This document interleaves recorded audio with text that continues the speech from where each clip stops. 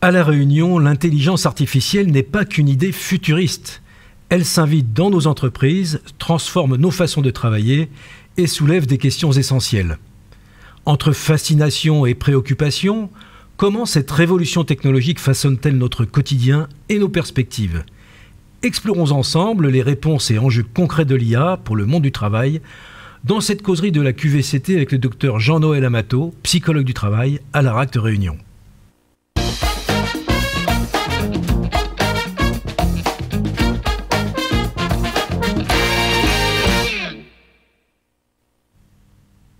Nous sommes heureux de vous retrouver pour cette deuxième partie des causeries de la QVCT consacrée à l'intelligence artificielle, aux conditions de travail, à l'intégration de l'intelligence artificielle dans les entreprises. Nous retrouvons le docteur Jean-Noël Amato. Bonjour Jean-Noël Amato.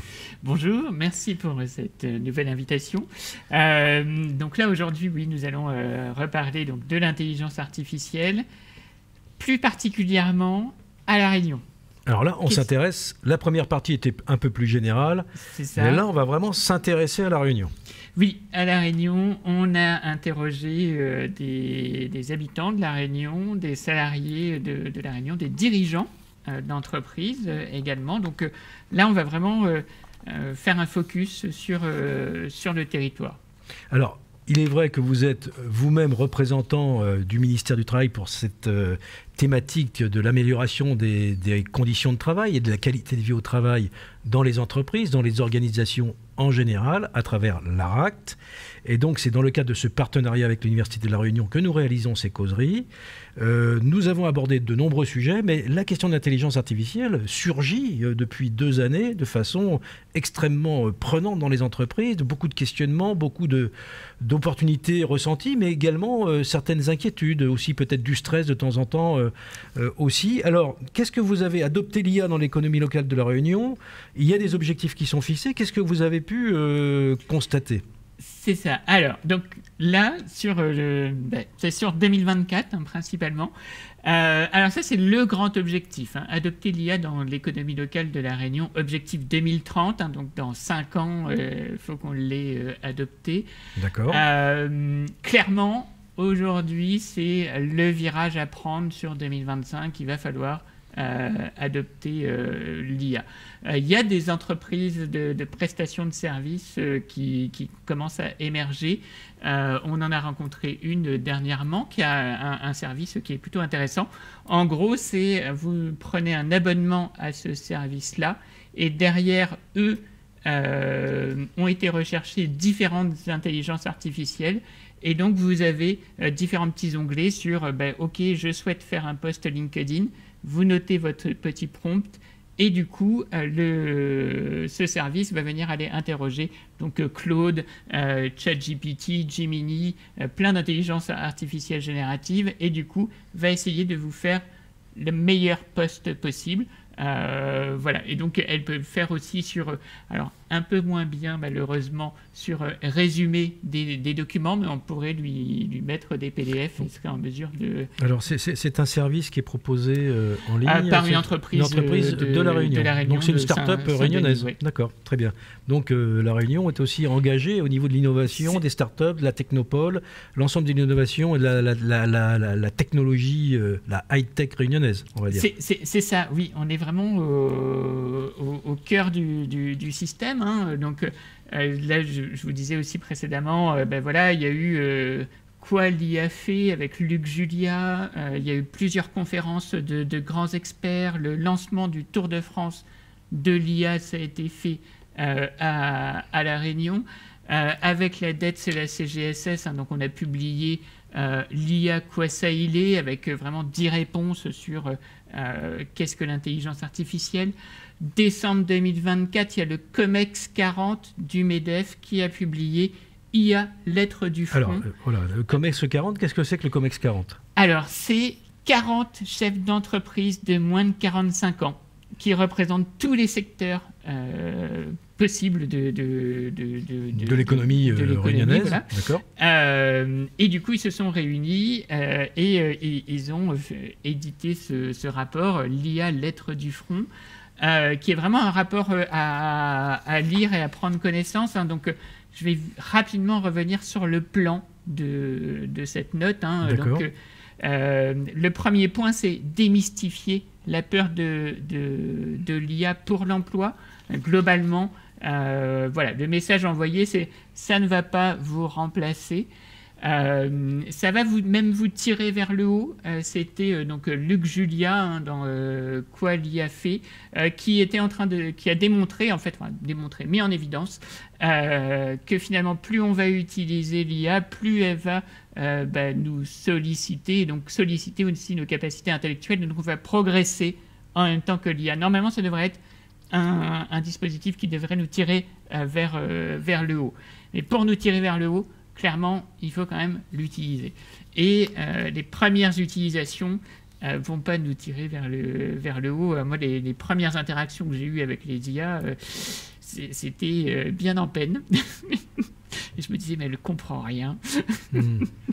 Jusqu'au moment où je me suis dit, mais c'est peut-être moi qui m'exprime pas très très bien. Donc voilà. Mais du coup, après, c'est vraiment... hyper intéressant et moi j'aime bien. Alors je pense que c'est un point important. Je pense qu'il y a beaucoup aujourd'hui d'acteurs économiques qui expérimentent l'IA. Dans les universités, évidemment, la question se pose également.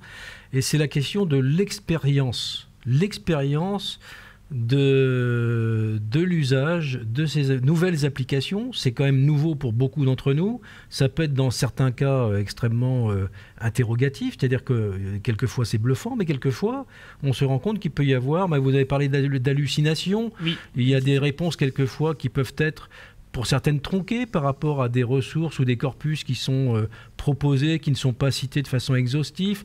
Bref, ça nécessite encore un regard critique, un contrôle de la part de l'humain. Ça durera peut-être pas, mais pour l'instant, on en est encore là. Oui, pour l'instant, on en est encore là. Il faut exercer son esprit critique sur ce que l'IA génère. Hein. Clairement, moi, à l'heure actuelle, je ne lui délègue pas de tâches particulières. Je l'utilise pour ok, aide-moi à corriger mes fautes d'orthographe, ça elle le fait très très bien. Sur certains textes que j'ai lus, je vais lui demander est-ce que tu peux me le résumer ou m'en extraire 2-3 phrases clés. Là dernièrement, j'ai fait un rapport sur les tiers-lieux à La Réunion, puis je me suis amusé à expérimenter sur ok, ce rapport-là, si je veux que les personnes le lisent le plus rapidement possible, il faut que je génère des synthèses. Et personnellement, je ne suis pas très doué pour faire je n'ai pas l'esprit de synthèse. Donc moi, j'aime bien aller au bout des choses et faire ce que j'estime avoir à faire d'une certaine qualité. Et souvent, on me dit, mais c'est de la surqualité. Bon, non, c'est la qualité que j'estime de base. Voilà, c'est le référentiel de la synthèse non synthétique. C'est ça. Et du coup, donc, j'ai expérimenté la rédaction. Donc moi, j'ai rédigé mes chapitres comme je voulais, mes analyses, et du coup, j'ai remis ça dans... Alors, j'ai utilisé Claude, qui est une intelligence artificielle également générative. Et du coup, c'est quand même... impressionnant parce que elle arrivait bien, alors pas au début, hein, les premiers essais, je me disais mais je voulais que ce résultat-là sorte vraiment. Mais en fait au bout d'un moment elle s'habitue et elle est capable enfin moi j'estime qu'elle m'a généré des synthèses qui sont plutôt pas mal. Donc sur ce rapport-là, c'est le premier qu'on va publier sous cette forme-là, mais du coup donc il y a tout ce que j'ai rédigé. Et puis, on a mis en exergue, en première page, tout ce qui était généré par l'intelligence artificielle. En fait, on l'a mis en bleu, donc un bleu différent de la police d'écriture. Et puis, on a mis un petit logo pour que les gens puissent repérer. Mais du coup, toutes les synthèses de ce rapport ont été rédigées par l'intelligence artificielle. Donc là, on est en train d'expérimenter, voir ce que ça donne. C'est pas mal, ça permet de gagner du temps. C'est un super, c'est vrai qu'on peut le voir comme un super assistant, ça permet des gains de productivité extraordinaires quand même. C'est ça, mais pareil, ça nécessite alors, vous parliez... lecture et parfois j'ai même été surpris sur il m'a fait une rédigeait une synthèse, et du coup j'étais là, non, mais ce que j'ai voulu dire moi quand j'ai écrit le texte, c'était je voulais ce résultat-là, et ce résultat-là soit mis en avant, pas ce que... Voilà, c'est-à-dire qu'à un moment donné, on peut effectivement, je pense qu'on est un certain nombre à le constater, c'est que l'intelligence artificielle va avoir des stratégies personnelles qui vont être probablement des stratégies de ressources, de minimisation des ressources utilisées, mobilisées pour répondre. Et donc, ça veut dire qu'il faut être très très vigilant par rapport à ça. Vous parliez de l'esprit critique, ça fait partie des compétences de ce début de 21e siècle. On parlait de l'éducation, Edgar Morin en parlait d'ailleurs, les compétences et l'éducation au 21e siècle, mais ça fait partie des compétences, cet esprit critique à développer. Qu'est-ce que vous avez constaté d'autre dans le COMEX, ce fameux COMEX 40 du MEDEF? Qu'est-ce qui nous propose également comme... Alors, voilà, donc démystifier la peur par rapport à l'emploi. Il y a tout un chapitre qui est plutôt intéressant sur ce qu'ils ont appelé l'explosion des hiérarchies. Et donc, en fait, c'est les interactions dans l'entreprise. Finalement, il va y avoir un peu une triade qui va se mettre en place avec l'intelligence artificielle, l'être humain, puis l'être humain avec peut-être un statut hiérarchique différent, mais donc IA, humain, humain, IA. Et du coup, le titre est plutôt bon, ça va vraiment être une explosion des hiérarchies, mais voilà, les interactions vont devoir être reformalisées, enfin voilà, il va falloir y réfléchir et y faire attention à ces interactions au sein de l'entreprise. Après, du coup, c'est une note qui est rédigée par le MEDEF, donc très orientée sur voilà, l'adaptabilité des entreprises, la production, la responsabilité, le gain de productivité. On y revient quand même relativement souvent. Et puis, une dernière partie qui est plus... une partie un peu note de précaution, en gros en disant mais attention, ça va aussi quand même générer un certain nombre de tensions, notamment sur l'aspect concurrentiel des entreprises qui ont pris le virage, celles qui n'ont pas encore pris le virage, celles qui l'ont intégré, celles qui l'ont désintégré. Donc voilà, il va y avoir cette partie de concurrence. Et puis finalement, alors ça c'est plus spécifique à La Réunion, mais globalement, alors j'ai plus les chiffres en tête, mais si on remet ça sur un petit camembert, en 2023, 75% des entreprises de La Réunion avaient 0 salarié. Ça veut dire c'était des travailleurs indépendants. Et c'est quand même 75% des entreprises. Les très grandes entreprises à La Réunion, il y en a quelques-unes, donc plus de 250 salariés, mais du coup, il n'y en a que 35. 75% d'indépendants, 35 entreprises de plus de 250 salariés, sur lesquelles on va retrouver finalement aussi le CHU de Saint-Denis. Donc, on reste sur des très petites entreprises, voire des PME, mais on n'a pas d'entreprises de taille intermédiaire à La Réunion. À part peut-être, il y en a quelques-unes, mais une centaine. C'est pas, après, les TPE, PME, voilà, c'est de 0 jusqu'à 250. Donc, mais on a quand même une grosse majorité de travailleurs indépendants. Et donc, voilà. Donc, comment ils vont, eux, intégrer cette IA, comment ils vont en faire leur assistant. Et puis du coup, c'est aussi toute une réflexion à l'heure actuelle sur mais quels besoins ont-ils par rapport à l'IA et comment l'IA peut y répondre. Donc voilà. Donc ça, est-ce qu'ils ont des réponses aujourd'hui? Parce que là, de ce que vous avez cité, démystifier l'emploi, l'explosion des hiérarchies, l'adaptabilité des entreprises, la mise sous tension, mais est-ce qu'au final... est-ce que cette note donne une vision pour les entreprises? Alors là, elle est encore très exploratoire. Après, moi, je vous avoue que je l'ai survolée. Parce qu'elle vient de sortir. Donc, elle est téléchargeable, j'imagine, sur le site du MEDEF. Complètement, sur le site du MEDEF Réunion. Je ne crois pas avoir vu de...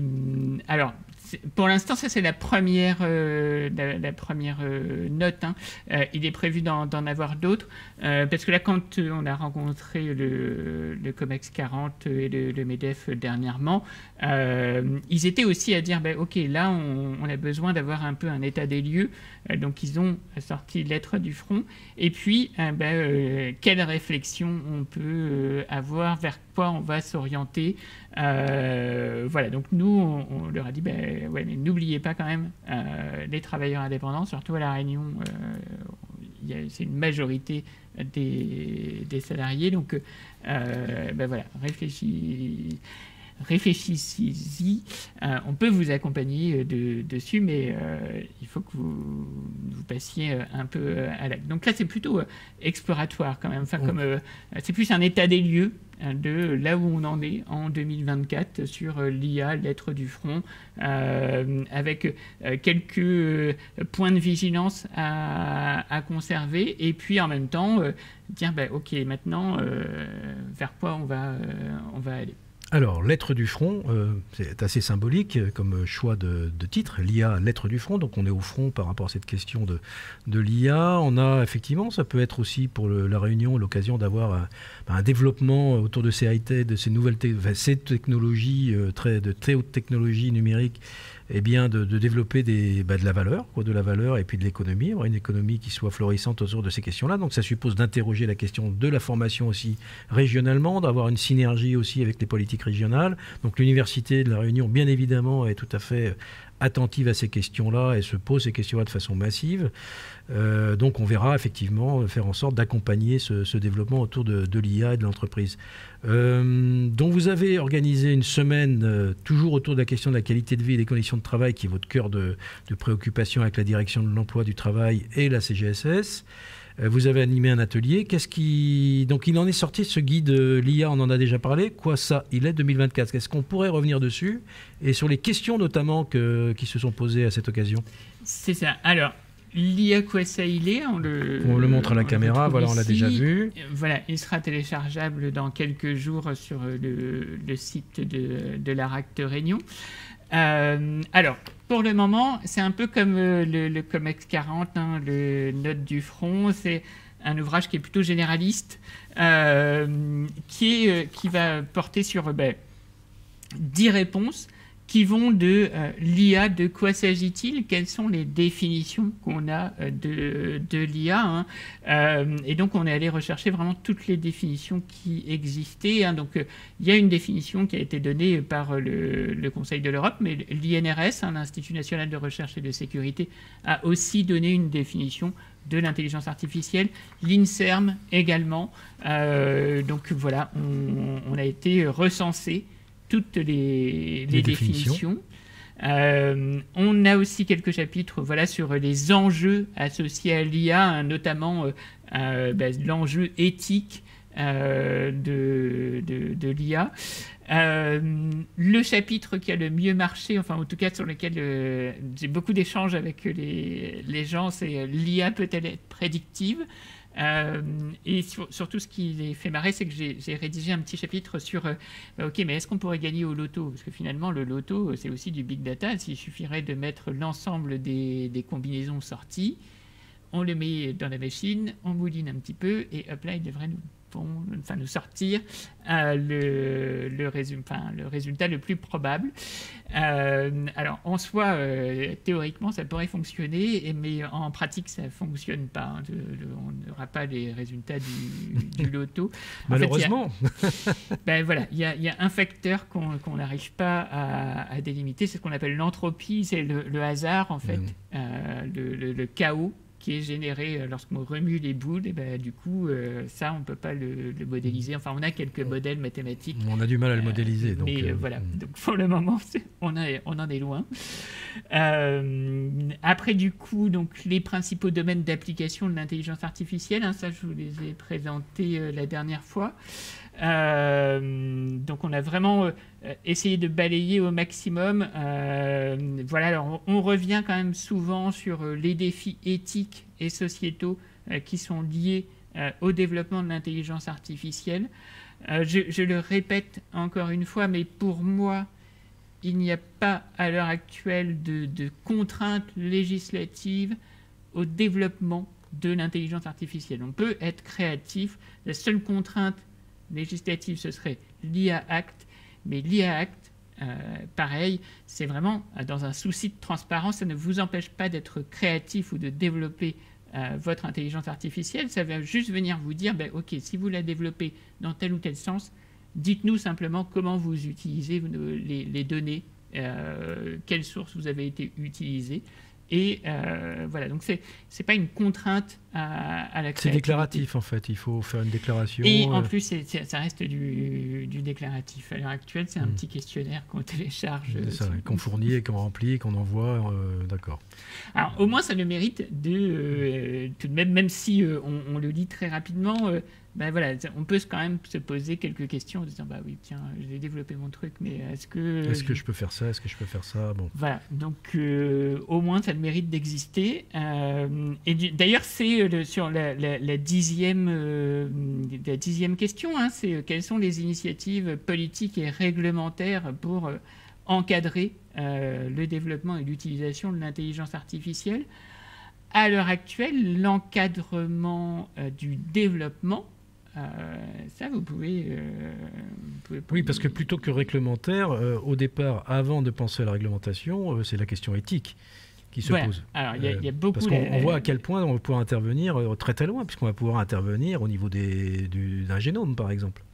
On pourrait, en effet. En sachant que les génomes, on a déjà... La cartographie, on est capable de les modéliser, de les cartographier, mais au-delà de ça, on parlait de toute façon de l'intelligence artificielle pour la santé, la détection, effectivement, des cancers notamment, et de la fabrication de vaccins ARN messagers très rapidement après un diagnostic potentiel de cancer à venir.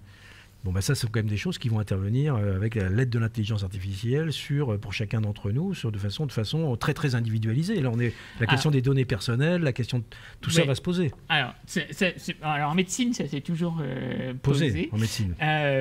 Mais par contre, du coup, ce sera jamais l'acte de diagnostic reste un acte médical. Ça veut dire que ce sera toujours un médecin qui va poser le diagnostic, donc un humain. Donc l'IA en médecine, oui, elle oriente, elle peut indiquer en disant là j'ai découvert quelque chose qui me paraît suspect, mais ce sera un radiologue, un médecin, un expert, un spécialiste qui posera le diagnostic. Au final, qui validera. Voilà, ou en tout cas qui ira vérifier en disant oui, non, là ça va, ça me semble aller, ou il faut qu'on approfondisse. Mais en tout cas, c'est, dans le champ de la médecine, clairement, l'IA va être un très très bon assistant, mais elle ne prendra jamais de décision pour un médecin. Ça restera le médecin qui... Ça restera, oui, ça restera tant que la réglementation... La question, le problème, c'est que là, on raisonne sur du court terme. On voit l'évolution potentielle de ces IA qui vont devenir super intelligentes, bien plus intelligentes que la moyenne des humains. Donc les questions d'encadrement éthique sont d'autant plus importantes. Comme jamais, je pense que ce genre de questions ne s'est jamais posé dans l'histoire de l'humanité. Oui, alors, oui et non. Peut-être au niveau philosophique, au moment des grandes questions. Mais en tout cas, ça n'a jamais été aussi rapidement posé. Au cours de l'histoire de l'humanité, parce que l'histoire des communications, de l'information, a soulevé à chaque fois un certain nombre de questions. Donc là, c'est vraiment une accélération du processus. Mais pour le coup, alors sur le champ de la santé, mais c'est pas tout à fait mon champ d'intervention, mais sur ce que j'en ai lu, en tout cas, clairement, les médecins ou le code de la santé dit mais le diagnostic c'est un acte médical, ça va être posé par un médecin. L'intelligence artificielle, en tout cas en France, en Hexagone, dans les DROM en France, ça restera un acte médical. Après, je ne dis pas pour les États-Unis, peut-être qu'ils iront sur on rentre dans un ordinateur et hop là, mais c'est pas les mêmes cadres juridiques, ni même la même philosophie. C'est pas une philosophie beaucoup plus pragmatique aux États-Unis qu'en Europe. Donc Voilà, mais en tout cas, sur le champ de la santé, oui, c'est impressionnant et c'est capable de vraiment détecter des signaux faibles en termes de sécurité. Même, ça va être pour voir sur la question du stress en entreprise. Alors, bon, moi, je n'ai pas de montre connectée, mais on pourrait avoir une montre connectée, du coup, qui serait capable de prendre mes constantes physiologiques, donc mon rythme cardiaque. Et on sait qu'une accélération du rythme cardiaque au-delà d'un certain niveau, c'est un peu une réponse à une génération de stress. Et donc, rien n'empêcherait ma petite montre de me dire, voilà, là, votre rythme cardiaque augmente, détendez-vous, soufflez, reposez-vous. Mais pour le coup, ça resterait juste un indicateur. Ça va pas être ce ne sera pas juste le rythme cardiaque qui va me dire vous êtes stressé ou vous ne l'êtes pas, quoi. Alors, Jean-Noël Amato, à La Réunion, parce qu'on est en train de s'interroger à la question de La Réunion et les Réunionnais, comment est-ce que l'intelligence artificielle est perçue? Quelles en sont les représentations? C'est ça. Alors, donc là, du coup, pour le coup, c'était pendant la semaine de la fameuse semaine. Oui. Donc, on a eu l'occasion de rencontrer un grand nombre de salariés et de dirigeants d'entreprises. Donc, on a un petit échantillon de 130 personnes qui ont répondu à nos petits questionnaires sur l'intelligence artificielle. Et donc, on leur a demandé, OK, mais comment vous définissez l'intelligence artificielle? Comment vous... Alors, on est plus allé sur la question de l'utilité. Quelle serait l'utilité pour vous de l'intelligence artificielle? Donc ça, on a des données sur la Réunion. Mais en tout cas, ce qui était impressionnant, c'était finalement l'intelligence artificielle à La Réunion. Tout le monde en a une définition. Plus ou moins précise, plus ou moins exacte, mais ce qui était super impressionnant, c'était, on est allé un peu interroger les sources, qu'est-ce qui influençait cette définition de l'intelligence artificielle. Et à La Réunion, clairement, c'est la pop culture. Il y a 2 grandes citations qui revenaient systématiquement. C'est Terminator avec Skynet, donc un programme informatique intelligent, et puis Wall-E, qui est pareil, un petit robot avec une intelligence artificielle qui a pour mission de nettoyer la planète pendant que les humains sont partis explorer d'autres mondes. Donc voilà, donc ça c'est impressionnant parce que alors, Terminator 2 et 1, c'est des années 80, des années 90. Wall-E, c'est début des années 2000. Alors j'ai noté, c'est 2008 exactement. Mais c'est vraiment les 2 grandes références qui reviennent systématiquement. Après, on a aussi, on en parlait tout à l'heure, 2001, l'Odyssée de l'espace. 68, je crois. Il me semble que c'était assez... Voilà. Pour le coup, c'était très visionnaire. Stanley Kubrick avait été très, très visionnaire. Donc, alors, c'est ressorti. Hein, il y a aussi un autre... j'ai oublié. Isaac Asimov, et il a écrit Les robots. Les robots, Isaac Asimov. Voilà, donc c'est vraiment les 4 grandes références sur la définition de l'intelligence artificielle. Mais clairement, la pop culture a un impact sur ces définitions. Alors du coup, cet impact, comment il est? On a été reclasser un peu les différents éléments de définition. Donc là, globalement, sur 130 personnes, on en a 13 qui ont dit c'est un algorithme autonome. Alors là, on ne voit pas très bien, on voit juste autonome, oui. Mais ils ont parlé d'algorithme autonome. Et ensuite, un peu en dessous, ça représente 9% des réponses. C'est un algorithme autonome et un robot. On retrouve l'influence de Skynet, Terminator. Finalement, c'est un programme informatique. Et puis arrive le côté, ça va nous assister. C'est Wall-E. Ça peut être un outil, un ordinateur. Pareil, on retrouve à nouveau Wall-E. Faire de l'accompagnement, de l'aide. Voilà. Alors, qu'est-ce qu'une intelligence artificielle? Un programme intelligent. Là, c'est un peu redondant, mais c'est des éléments de réponse qu'on a collectés.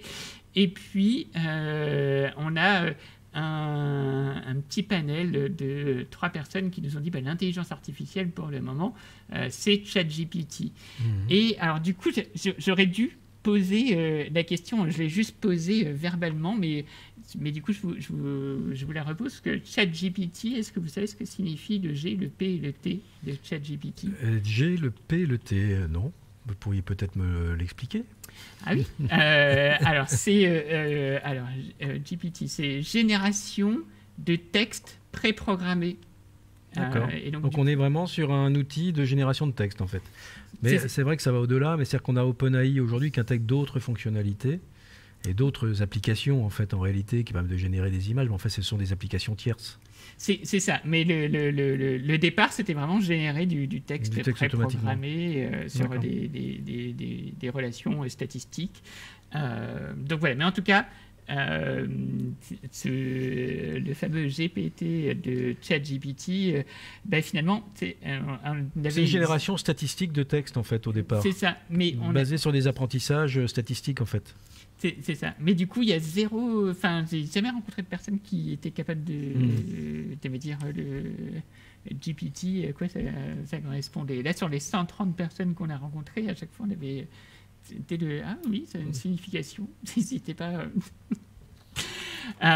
donc voilà, mais en tout cas, donc, cette influence de la pop culture, ça génère du coup une définition de l'IA pour les réunionnais qui est finalement un algorithme autonome, souvent intégré dans un programme informatique et intégré dans un robot, et qui va agir comme un assistant. Ça, c'est vraiment la définition la plus partagée par le collectif. Et toujours sur... donc après, on est allé sur la question de la représentation de l'IA. Donc une fois qu'on leur a donné...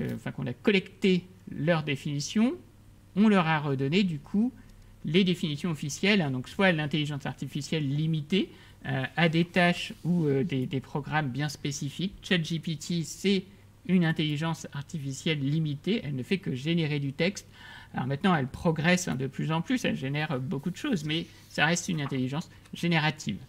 On a l'intelligence artificielle générale, qui est capable de raisonnement, de résolution de problèmes complexes. Alors là, j'aurais dû peut-être aller un peu plus loin, on est allé un peu plus loin dans l'IA Kwashiorkor. L'intelligence artificielle générale qui serait capable de raisonner et de résoudre des problèmes complexes, elle serait capable de le faire sans avoir besoin d'être reprogrammée. C'est-à-dire qu'elle s'adapterait de façon automatique à ce raisonnement et à cette résolution de problèmes complexes. C'est la grande orientation de OpenIA pour 2025. Là, ils cherchent à tout prix à développer l'intelligence artificielle générale. Et puis après, du coup, des super intelligences artificielles qui seraient capables de dépasser les capacités humaines. Donc une fois qu'on leur a présenté ces définitions, on leur a dit ok, mais comment vous les percevez? Et en termes de représentation, on arrive ici à pour 26% des 130 personnes, ce serait vraiment un assistant, une aide, un outil, un dispositif à disposition de l'humain. On arrive aussi sur, pareil, cette représentation ça va être un outil performant, rapide et facilitant. À l'heure actuelle, oui, c'est rapide, oui, c'est facilitant. La question de la performance se pose encore. On a des intelligences artificielles qui hallucinent de façon très crédible, mais ça reste quand même des hallucinations. Il faut quand même un peu vérifier ce qu'elle génère. Ça nécessite quand même de relire. Et puis, tout d'un coup, dans les représentations, apparaissent également les risques psychosociaux. Finalement, cette utilisation de l'intelligence artificielle, alors donc ça c'est en 4e position, risque de générer du stress. Et pourquoi elle va générer du stress? Parce que juste avant, on a dans les représentations ce fameux danger de remplacement par l'IA. À l'heure actuelle, il n'y a pas. Alors, oui, ça va générer du stress. Enfin, ça peut générer du stress, surtout si on se retrouve vraiment face à un dispositif ou face à une application sans avoir été vraiment formé ou sans qu'on nous dise là, vous avez la possibilité d'expérimenter, tester et puis voyez ce qui vous plaît, ce qui ne vous plaît pas. Donc, si c'est un dispositif qui est un peu imposé, voilà, ça risque de générer du stress, du technostress, des personnes vont avoir un peu le rejet du dispositif. Et puis, du coup, ce fameux danger de remplacement par l'IA, là, on n'y est pas, ça reste plus un mythe. À l'heure actuelle, on n'est pas sur un remplacement de l'IA. Même en médecine, l'IA va guider, orienter, peut-être aider, signaler des pathologies faibles, mais ça restera un humain qui donnera le diagnostic. Ça restera, pour le moment, on est toujours sur un contrôle humain à un moment ou à un autre Donc les personnes qui ont répondu, donc le panel 130 personnes qui ont répondu à vos questions, ont identifié à la fois des opportunités et des menaces. On le voit, on l'a souvent, cette approche face à l'intégration de nouvelles technologies dans les organisations. Il y a toujours ce côté opportunité, ce côté menace. Maintenant, qu'est-ce qui prend le dessus? Ça va dépendre aussi de la capacité du management à intégrer un management adapté en prenant en compte ces nouveaux outils. Oui, clairement. Alors, je le montrerai tout à l'heure, mais c'était dans les préconisations de la DETS pour La Réunion. C'est justement de vraiment accompagner au changement et de former les utilisateurs et la structure hiérarchique aussi à l'intégration de l'intelligence artificielle. Mais du coup, c'est plutôt intéressant parce que sur menaces et opportunités, on voit bien que là, en termes de représentation, on est plutôt orienté vers les opportunités. Ce qui ressort quand même le plus, c'est une aide, une assistance, un outil performant, rapide, facilitant. Les menaces arrivent après, alors elles sont quand même bien présentes, le danger de remplacement, les risques psychosociaux, mais ce qui est mis en avant en premier, ça reste quand même des Alors justement, est-ce que vous avez pu identifier, parce que finalement, est-ce que l'expression de ces risques psychosociaux ou de ce risque de remplacement, est-ce que le profil des personnes qui ont plutôt répondu cela est identifié? Alors, ça peut être Est-ce que ce sont les chefs d'entreprise? Ce sont plutôt les employés? Les employés de quel niveau de fonction C'est ça. Alors là, pour le moment, nous sur la Réunion, on a peut-être un petit défaut de cette enquête. On ne leur a pas demandé exactement leur CSP, donc la catégorie socio-professionnelle. Donc on n'a pas trop... j'ai d'autres informations qui me permettent de coupler les données, mais j'ai pas là, pour ces 130, je ne pourrais pas vous dire. Par contre, ce que je peux vous dire, c'est sur dernièrement, le premier enregistrement, je vous ai parlé de Laboria. Et ils ont fait une enquête justement sur la perception de l'intelligence artificielle. Et les deux principaux résultats qui ressortent, en fait, c'est l'intelligence artificielle est perçue comme une opportunité si on a l'expérience de l'intelligence artificielle. Ça veut dire que toutes les personnes qui ont dit moi, dans mon entreprise, on a déployé, on a essayé de mettre en place un chatbot, un peu d'intelligence artificielle pour faire ça ou ça, finalement, ils vont dire oui, c'est plutôt une opportunité, ça permet de faire des trucs en autonomie, voilà.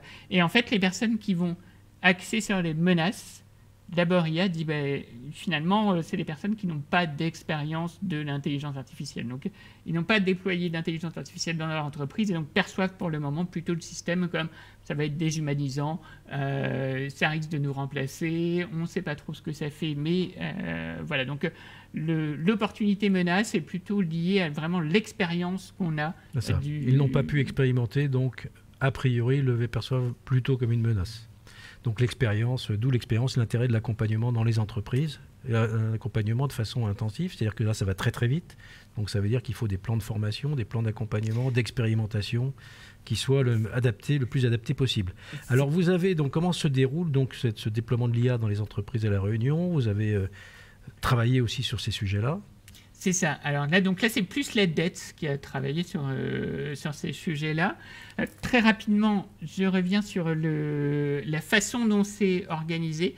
En gros, la dette dit, finalement, il y a deux logiques. La logique sociale, qui va être plutôt de soulager l'individu, le salarié, et puis la logique économique, qui va plutôt être de optimiser le dispositif, voilà, et qui tend un peu vers le remplacement. Alors, pour le moment, on n'y est pas encore. Sur le remplacement, les exemples qu'on a, c'est vraiment sur alors, le R de remplacement. Voilà, c'est vraiment juste les chatbots. Donc, c'est vraiment lorsque vous appelez votre opérateur téléphonique, la première chose à qui vous parlez. C'est un chatbot qui va vous dire quel est votre problème, est-ce que vous voulez voir votre abonnement, payer votre facture, vous avez une difficulté technique, appuyez sur 1, 2, 3, etc. etc. Donc voilà, donc le remplacement, c'est vraiment le chatbot. Et puis, ce qu'ils ont noté aussi comme les tâches réalisées en environnement dangereux. On a à La Réunion, il y a que 2 entreprises qui ont des environnements dangereux et à fort risque chimique, mais voilà. Sinon, la question du remplacement, alors après, oui, il y a quand même quelques exemples sur la manutention en milieu fermé. Alors, l'exemple qui était donné, c'était dans les chambres froides, en fait, mais c'était finalement envoyer des robots qui vont juste venir déplacer les carcasses de viande pour les extraire, et puis après, du coup, c'est l'humain qui le reprend. Donc, voilà, cette logique soit de soulagement, soit d'optimisation et éventuellement de remplacement. Et là, du coup, la dette dit, à La Réunion, ce qu'il faut à tout prix, c'est évaluer les risques qui sont liés au déploiement de cette intelligence artificielle. Il faut aussi respecter les principes généraux de prévention. Et les 2 principes généraux de prévention qui sont mis en avant, c'est finalement l'intelligence artificielle, c'est adapter le travail à l'homme et non pas adapter l'homme au travail. Et puis aussi, finalement, planifier la prévention, aller vers une prévention plutôt primaire et organisationnelle. Et puis, c'est aussi de dire, OK, mais si on déploie cette nouvelle technologie, il va falloir aussi consulter le CSE, qui doit être de toute façon consulté pour toute modification importante de l'organisation du travail. Et la dernière préconisation, qui est aussi une préconisation un peu générale, mais qui est préconisée par la DETS Réunion, c'est de dire, OK, mais là maintenant, vous déployez l'intelligence artificielle, formez vos salariés à son utilisation, finalement, donnez-leur l'opportunité d'expérimenter cette intelligence artificielle à travers une formation, et puis ensuite l'utiliser progressivement. Alors, donc, du coup, les Réunionnais qui perçoivent l'IA plutôt comme un outil d'aide, d'assistance, performant, rapide, comment est-ce qu'ils en évaluent son utilité ? C'est ça. Alors, du coup, on leur a posé la question de l'utilité, donc on leur a mis on leur a proposé différents critères, et puis du coup, ils devaient donner si pour eux c'était des éléments qui étaient utiles. Et en termes de résultats, on obtient ce type de graphique. Donc, j'ai zoomé après sur le résultat. Mais en gros, plus le point va être à droite du graphique, plus le critère est considéré comme utile par les répondants. Donc là, on a 103 personnes qui ont répondu à cette question. Et plus le point est vers le haut du graphique, plus les réponses sont concordantes. Ça veut dire qu'on a un maximum de personnes qui ont répondu de la même façon sur ces différents critères. Donc là, ce qui ressort, c'est que globalement, en moyenne, on pourrait dire, finalement, oui, les paramètres de l'intelligence artificielle sont considérés comme de plus en plus utiles. On est vraiment vers la droite. Je crois que vous avez un zoom d'ailleurs, non ? Vous n'avez pas un plan un peu plus serré, parce que c'est vrai que c'est peut-être difficile à lire pour nos téléspectateurs. Donc, ce qui est donné comme le plus utile, c'est analyser des données. Pour l'intelligence artificielle, c'est vraiment à La Réunion, ce qui ressort en disant finalement, le plus utile, ça va être nous permettent d'analyser des données. Par contre, ce qu'on remarque, c'est finalement qu'il y a une grande diversité des réponses autour de ce critère.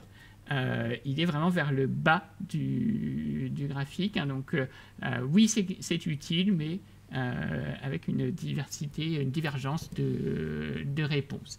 Donc, le top 3 après, c'est simplifier des tâches. C'est ce qu'on a en deuxième position sur la droite. Et puis, apparaît proposer des outils pour de nouveaux services, voilà, qui est considéré comme utile. Pareil, avec cette idée que là, on monte déjà un peu plus. Donc, il y a beaucoup de personnes qui ont répondu de la même façon, proposer des outils pour de nouveaux services. Mais pour le moment, on reste sur du fondamental. Ce n'est pas très, très concret et ils n'ont pas trop d'idées de quel nouveau service pourrait être proposé. Mais voilà. Et si on revient sur ce petit graphique, donc je vous ai dit tout à droite, on a ce qui est considéré comme le plus utile, et puis à gauche, du coup, ce qui est considéré comme le moins utile. Mais ce qui est considéré comme le moins utile, c'est aussi ce que les 103 personnes ont répondu de façon la plus concordante possible. Donc ils ont à chaque fois entre eux, enfin sans se parler, mais en tout cas ils ont tous répondu de la même façon. Et donc on retrouve organiser la communication, améliorer la prise de décision et améliorer le service client. Et si vous vous souvenez, la dernière fois je vous ai parlé d'une petite étude du CNAM sur le centre d'études de l'emploi et du travail, le CET.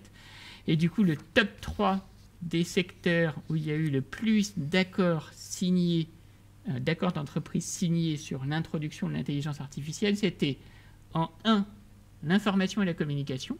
Donc nous, à La Réunion, en fait, le message qu'on envoie, c'est oui, on est au courant que l'intelligence artificielle peut avoir un impact pour optimiser la communication, mais finalement, c'est pas considéré comme très utile. La finance, et là pareil, analyser, aider à améliorer la prise de décision. Pareil, l'ensemble des répondants ont donné des réponses très similaires, donc, mais pareil, on se retrouve à gauche du graphique, donc pas forcément très utile. Et puis, améliorer le service client. Le top 3 des secteurs qui ont signé le plus d'accords d'entreprise sur l'intelligence artificielle, c'était l'industrie manufacturière, donc l'automobile, et je vous ai donné l'exemple, enfin je suis allé chercher, hein, mais du coup dans ces accords d'entreprise, c'était aussi comment améliorer le service client. Donc à chaque fois, on retrouve des éléments qui sont très concordants, c'est-à-dire que finalement, ce qu'on communique, les gens l'intègrent, ils vont répondre tous de la même façon et finalement, plus on va communiquer dessus, moins ils vont l'estimer comme utile. Mais par contre, on reste toujours sur cette analyse de données et puis simplifier des tâches. Donc ça, c'est plutôt cool. Alors, justement, si on poursuit sur... Donc là, on a perdu, mais dans le cadre des propositions dans le champ de la prévention et de la santé au travail, qu'est-ce que vous avez observé ? Alors, on a le même type de graphique, hein, donc on va directement aller sur le Zoom. Hein, donc alors, petite question, est-ce que ces graphiques sont accessibles sur votre site ? Oui, alors ils ne sont pas accessibles sur notre site, mais ils sont accessibles sur le site des partenaires de la prévention. Donc c'est www.preventionpro974.re. D'accord. C'est important parce que c'est vrai que là, les caractères sont un peu petits. Donc, si les personnes veulent récupérer ces graphiques et ces informations, ils pourront les trouver. Oui, donc sur le site des partenaires de la prévention à La Réunion, hein, preventionpro974.re. Et ça va être dans les actualités. Il va falloir chercher un peu, mais sur la rubrique actualité et remonter à juin 2023. Enfin 2024. 2024. Merci beaucoup. Donc là, on retrouve toujours sur le champ de l'utilité dans le domaine de la prévention. Et donc, on a analysé des données. Ça reste quand même ce pourquoi, enfin, a priori, des personnes estiment que l'intelligence artificielle, c'est le mieux adapté pour analyser des données. Et en effet, moi, je l'utilise aussi pas mal pour Excel. C'est incroyable. Il suffit de mettre, on tape la phrase qu'on imagine, et il est capable de sortir une formule qui va nous... Enfin, on lui dit, voilà, je voudrais ajuster les données de la colonne A et de la colonne B, et du coup, il est capable tout seul, il faut programmer un peu, mais il va donner une formule Excel. Il va donner le script Excel qui va pouvoir être intégré facilement dans la cellule. Et donc, et ça marche super bien, c'est impressionnant. On arrive aussi toujours sur la notion d'utilité, la notion de surveillance, et là, du coup, on a été un peu plus exploré. Mais ce qui pour eux est intéressant, c'est vraiment et utile, c'est la surveillance des signaux faibles, donc des risques d'accident ou des presque accidents. Voilà, c'est ça qu'il faudrait surveiller et aller récupérer. Merci Jean-Noël Amato. Alors maintenant, ce Tour de France de l'IA 2024, donc il est en octobre 2024, donc à La Réunion. Il y a des applications pratiques, il a regroupé un certain nombre de personnes. Donc il y a vous avez fait des photos. Qu'est-ce qu'on peut en dire? Comment vous souhaitez conclure d'ailleurs sur ce sujet? Alors c'est ça, pour conclure sur le sujet à La Réunion, c'est le Tour de France de l'IA qui était en octobre 2024. La première étape, c'était à La Réunion. Et la première photo qu'on voit sur la gauche, finalement, c'est l'IA et les cas d'usage pour le business, application pratique de l'IA. Et donc, on a plusieurs intervenants. Alors, Numéum, c'est la branche numérique du MEDEF, donc c'est plus un syndicat. Et puis, on a un data scientist qui était interrogé. Là, c'est une association IA Réunion qui organise des là ils le font prochainement au Radisson, des afterwork sur l'IA, et pour présenter différentes petites IA. Et puis Gaspaccio, pareil, c'est un consultant sur les assistants IA et à quels besoins pourrait y répondre. Donc là, globalement, à La Réunion, à l'heure actuelle, c'est principalement les data scientists qui vont utiliser l'intelligence artificielle. On a pas mal d'entreprises qui contribuent à la valorisation des intelligences artificielles. Je vous ai donné un exemple au tout début de cette causerie. Et puis, du coup, la deuxième photo qui est le plus impressionnant, c'est une photo de la salle.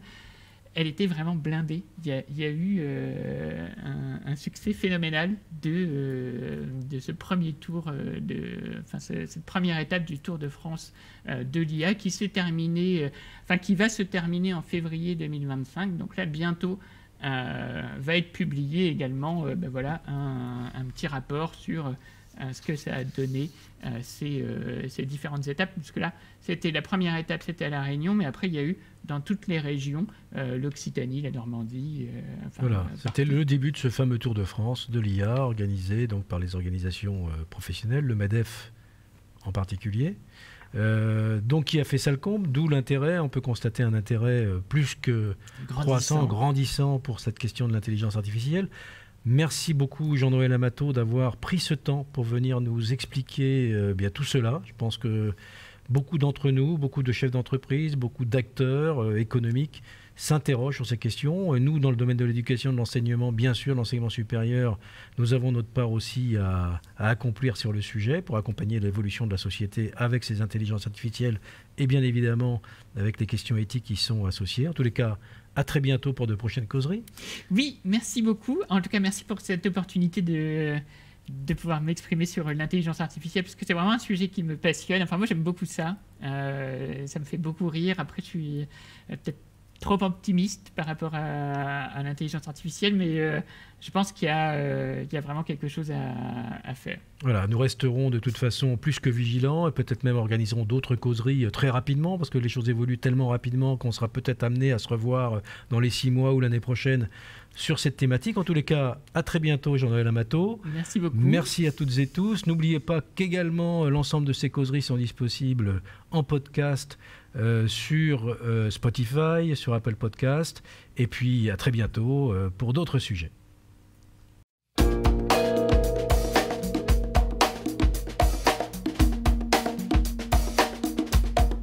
Thank you.